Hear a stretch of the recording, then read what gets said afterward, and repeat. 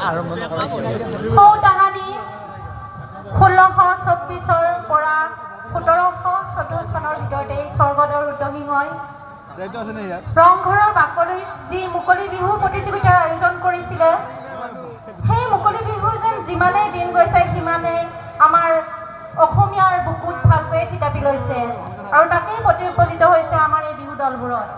আৰু বিহু চাবলৈ ৰৈ থকা এই সমবেত ৰাইজৰ ওপৰত, কাৰণ ইমান ৰাতিলৈকেও আপোনালোকে ধৈৰ্য ধৰি বিহু চাই আছে, কাৰণ বিহু প্ৰতিজন অসমীয়াই ভাল পায়।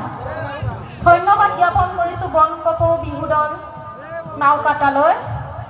লগে লগে বিহুৰ তলিলৈ আনিবলৈ অনুৰোধ জনাইছোঁ মেঘালী বিহু দল গুৰেশ্বৰ, তেওঁলোকে প্ৰতিযোগিতামূলক নৃত্য প্ৰদৰ্শন কৰিব। মেঘালী বিহু দল গুৰেশ্বৰ। ইয়াত ক'ত গ'লে আকৌ ইয়াত আহিব লগা আছে। আহিব দে ষ্টেচন দিব না।